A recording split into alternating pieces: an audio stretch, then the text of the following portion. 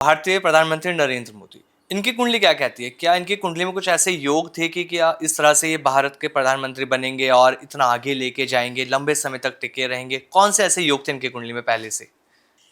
देखिए जब ये पावर में आए तो ये शुक्र की महादशा में आए। अगर आप अच्छा। देखें तो पिछले लगभग 25 साल से ही has been only progressively growing and becoming powerful and powerful, which is very very rare.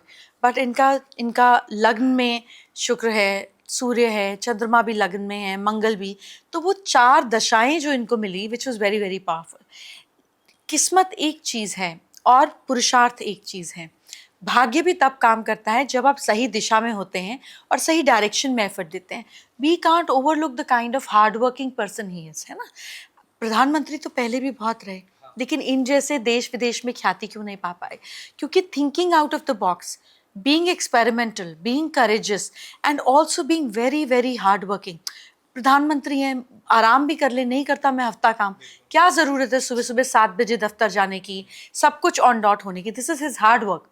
तो किस्मत भी तब काम करती है जब आप अपना हार्ड वर्क देने के लिए। हार्ड वर्क की बात जब मोदी जी की हम करते हैं तो हमने देखा गुजरात के सीएम रहे लगातार, फिर देश के प्रधानमंत्री बने। अब लोगों को लग रहा है कि मोदी जी का टाइम अब खत्म होने वाला है, बहुत जल्द रिटायरमेंट लेंगे। क्या लगता है कि अब मोदी जी का रिटायरमेंट कन्फर्म है? वो अपना टर्म कंप्लीट करेंगे, प्री रिटायरमेंट नहीं है। इसके बाद कैसी स्थिति हमारे भारत की हो सकती है? जो नया प्रधानमंत्री अभी तक कुछ ऐसा नहीं है कि कौन बनेगा इनके बाद? ऐसा होना भी नहीं चाहिए, क्योंकि अगर नया प्रधानमंत्री हम आज डिसाइड कर लेंगे तो पहले वाले की जो अभी पोजीशन पे है फिर उनकी क्या पावर रहेगी। सेकेंडली, हमारा देश जो है अभी सितंबर से मंगल की महादशा से जी। शुरू होगा। हमारे देश की मंगल की महादशा शुरू होगी, विच ऑल्सो शोज कि सब कुछ बहुत एग्रेसिवली और स्पीड से बढ़ेगा। हमारी ग्रोथ भी, हमारे जीडीपी भी, हमारे नए नए वेंचर्स भी, हमारे यहाँ की यूथ भी, और साथ साथ हम पावरफुल तो बनेंगे ही, लेकिन ये बहुत सारे झगड़े विवाद, ऑड सिचुएशन, वॉर्स और डिफिकल्ट सिचुएशन से निकल कर हो। जी। बिल्कुल, प्रधानमंत्री की बात हो गई। अब मैं थोड़ा-सा पूछूँगी राहुल गांधी के बारे में, क्योंकि हमने देखा है कि राहुल गांधी मैम मेहनत तो बहुत करते हैं। मतलब ये किसी से छिपा हुआ नहीं है कि वो बड़ी मेहनत करते हैं, बड़ा स्ट्रगल करते हैं। लेकिन उसके बावजूद भी जो उन्हें करना चाहिए था, जहाँ उन्हें पहुँचना चाहिए था, वो अभी तक नहीं पहुँच पाए हैं। क्योंकि उनका ड्रीम हमेशा से रहा है कि उनको पीएम तक पहुँचना है, पीएम की कुर्सी पर बैठना है। लेकिन हमने देखा कि वो नहीं हो पा रहा है। तो क्या मानती हैं आप, कहाँ पर कमी रह गई? क्या बर्थ चार्ट या उनके खुद के डिसीज़न? दोनों में। देखिए, आप अगर गांधी फैमिली की हिस्ट्री निकाल कर देखें तो एक पावरफुल इंसान के रहते हुए कभी भी दूसरा ग्रो नहीं हो पाया।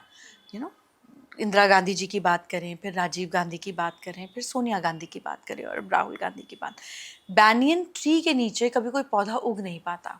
तो राहुल के समय में अभी समय है। मोदी जी की पर्सनैलिटी और उन्हें डिसीजन मेकिंग किंग कहा जाता है कि वो डिसीजन बहुत जल्दी और शार्प रहते हैं। तो ये क्या उनके ग्रह हैं जिस वजह से ऐसा चलता आ रहा है? लग्न में चंद्रमा होता है तो आदमी इमोशनल कम होता है। अच्छा। उनका वृश्चिक लगन है, लगन में चंद्रमा, मतलब कि मून जो है वो डेबिलिटेटेड है। डेबिलिटेटेड मतलब आप कम इमोशनल है। अब आप कम इमोशनल है तो आप ज्यादा प्रैक्टिकल होंगे। हाँ। तो प्रैक्टिकल आदमी सही गलत को आर पार कर कर देख पाता है। इमोशनल आदमी, इसको ना चोट लग जाए, इसके साथ बुरा ना हो जाए, हाय मैं ऐसे ना कर दूं, लोग क्या कहेंगे। इमोशनल आदमी 100 तरीके से सोचता है और फंस जाता है। He is too straight and practical. जब आप प्रैक्टिकल होते हैं तो आपको पता है लोग 4 बात बुरी भी कहेंगे, कितना टाइम कर लेंगे, 4 महीने 6 महीने, everything dies, this will also die. So that gives him a very very clear perspective of how to deal with public and how to represent himself. क्या कोई ऐसे रेमेडीज हो सकते हैं जिससे राहुल गांधी अगर करते हैं उनकी लाइफ के अंदर, पॉलिटिक्स की जो उनकी लाइफ है उसके अंदर इंप्रूवमेंट देखने को मिल सकता है? ऐसा कोई आदमी नहीं है जो अगर कुछ चाहता हो और उसको 4 लेवल पे करे, फिजिकल, इमोशनल, मेंटल और स्पिरिचुअल, और वो उसका रिजल्ट ना पा सके। 3 पर भी कभी रिजल्ट नहीं मिलते। It has to be a complete concentrated wholesome lifestyle और बीइंग, है ना? आपकी गाड़ी कितनी भी अच्छी हो, अगर एक पंक्चर है तो 100 या 160 किलोमीटर तक ही चल सकती है। इवेंचुअली आपको टायर को रिपेयर कराना ही पड़ेगा। ऐसे हम लोग भी physically effort, mental clarity, emotionally stable and spiritually evolved are the 4 pillars जो आप अगर कोई भी आदमी करे तो वो जरूर आगे बढ़ेगा। There is no if and but to it.